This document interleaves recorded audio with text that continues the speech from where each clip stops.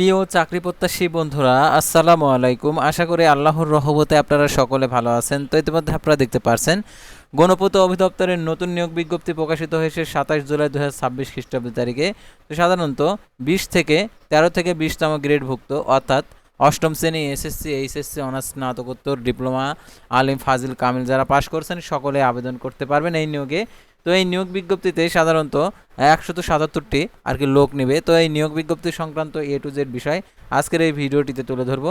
তাই ভিডিওটি অত্যন্ত গুরুত্বপূর্ণ আপনার জন্য, তাই ভিডিওটি মনোযোগ সহকারে শেষ পর্যন্ত দেখতে থাকুন। আর আপনি যদি অল জব নিউজ বাংলাদেশ এই চ্যানেলে প্রথমবার এই ভিডিওটি দেখে থাকেন তাহলে আমাদের এই চ্যানেলটিকে সাবস্ক্রাইব করে রাখবেন, notification bell button all press করে রাখবেন, এই ভিডিওটিতে লাইক করে দেবেন। আর যারা ঘরে বসে যে কোনো চাকরির আবেদন করিয়ে নিতে চান আমাদের মাধ্যমে স্ক্রিনে দেওয়া নাম্বারে যোগাযোগ করতে পারেন। অর্থাৎ স্ক্রিনে দেওয়া নাম্বারে যোগাযোগ করে আপনার ইনফরমেশনগুলো শেয়ার করে আপনারা যে কোনো চাকরির আবেদন করে নিতে পারেন। অর্থাৎ আগে আবেদন করে নেবেন, তারপরে আমাদেরকে পেমেন্ট করবেন। আমরা সাধারণত আবেদন আগে করে দেই, তারপরে আপনারা পেমেন্ট করবেন। তো যারা ফেসবুক পেজে ভিডিও দেখছেন ফেসবুক পেজটি ফলো দিয়ে রাখবেন। ডিসক্রিপশন বক্সে আমাদের ফেসবুক পেজের লিঙ্ক দেওয়া রয়েছে, তো এখানে ক্লিক করে দেবেন, আমাদের ফেসবুক পেজে নিয়ে যাবে। তো আমাদের ফেসবুক পেজ এবং ইউটিউব চ্যানেলে যে সকল আপডেটগুলো তুলে ধরা হয়ে থাকে, সরকারি, বেসরকারি, এনজিও, ডিফেন্স, শিক্ষক নিয়োগ, sales marketing, railway job, NGO job, এক কথায় সকল ধরনের নিয়োগ বিজ্ঞপ্তির আপডেট তুলে ধরা হয়ে থাকে, পাশাপাশি নিয়োগ পরীক্ষার। আর জরুরি প্রয়োজনে আমাদের হোয়াটসঅ্যাপ নাম্বার দেওয়া রয়েছে ডিসক্রিপশন বক্সে, তো আপনারা যোগাযোগ করতে পারেন। তো আর কথা না বাড়িয়ে চলে যাচ্ছে মূল বিষয়ে। যেহেতু আপনারা যে গণপূর্ত অধিদপ্তরে নিয়োগের আবেদন করতে চাচ্ছেন, তো এই নিয়োগ বিজ্ঞপ্তি সংক্রান্ত তথ্যগুলো আপনাদেরকে দেখে দিচ্ছি।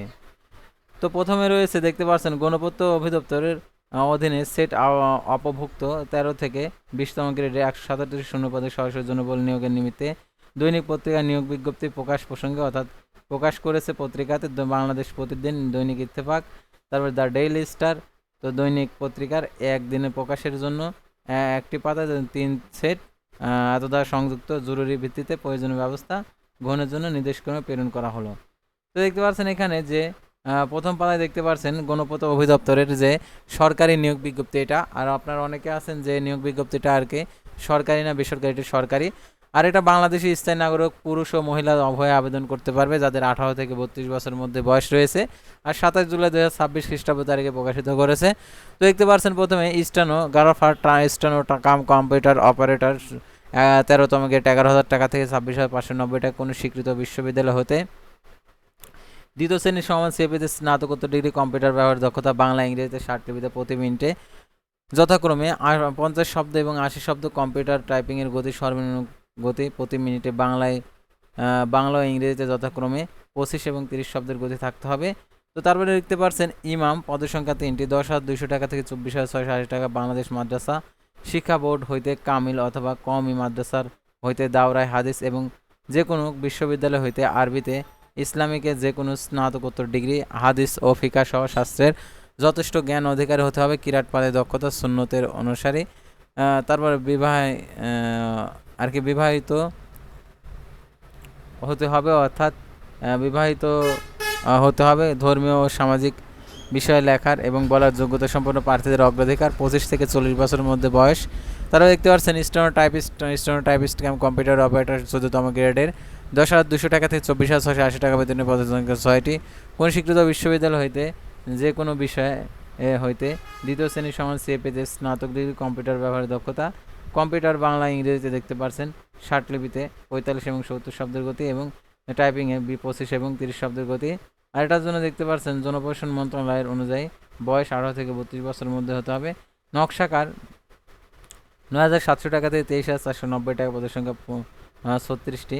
এখানে ড্রাফটিং সনদ সহ এসএসসি পরীক্ষা উত্তীর্ণ অভিজ্ঞদের অগ্রাধিকার দেওয়া হবে।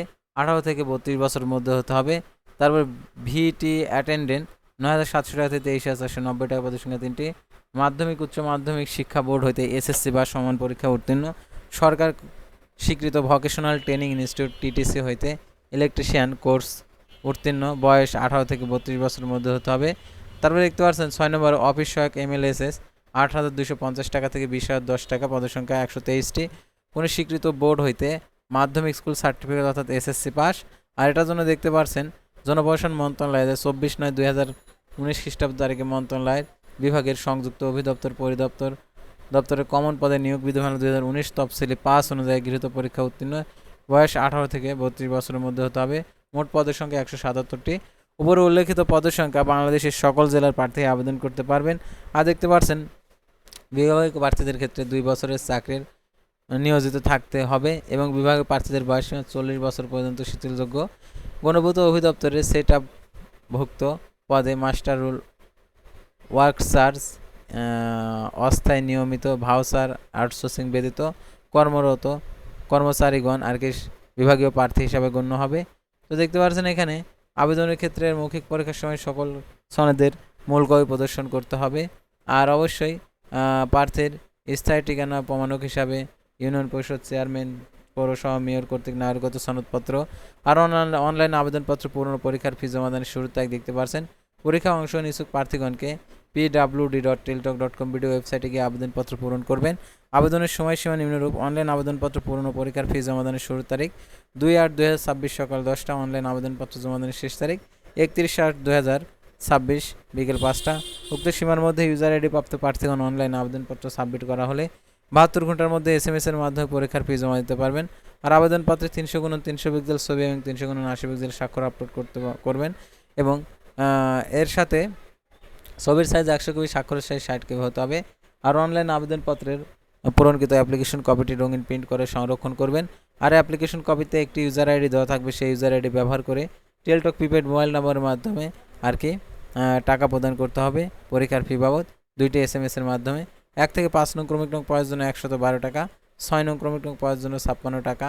আর অনগ্রসর যারা প্রার্থী রয়েছেন তাদের ক্ষেত্রে আর কি সকল পদের ক্ষেত্রে সাধারণত 56 টাকা আর কি প্রদান করতে হবে।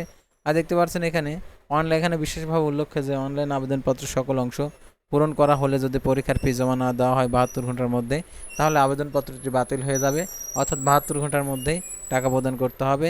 আর প্রথম SMS দ্বিতীয় SMS পদ্ধতি এখানে দেওয়া রয়েছে, তো কীভাবে টাকা প্রদান করতে হবে আর এটার পরীক্ষা কোথায় হবে, প্রবেশপত্র কিভাবে পাবেন সেটাও আপনাদেরকে এখন বলবো। তো সাধারণত আপনি যে আবেদনপত্রে মোবাইল নাম্বার উল্লেখ করেছেন সেই মোবাইল নাম্বারে SMS এর মাধ্যমে পরীক্ষা সংক্রান্ত A to Z বিষয় আপনাদেরকে জানিয়ে দেবে এবং পরীক্ষার সংক্রান্ত A to Z বিষয় জানিয়ে দেবে, প্লাস আপনার পরীক্ষার সেন্টার কোথায় হবে সেটাও আপনাদেরকে SMS এ জানিয়ে দেবে। তো SMS অবশ্যই দেখার জন্য অবশ্যই নাম্বারটি সচ্ছল রাখবেন।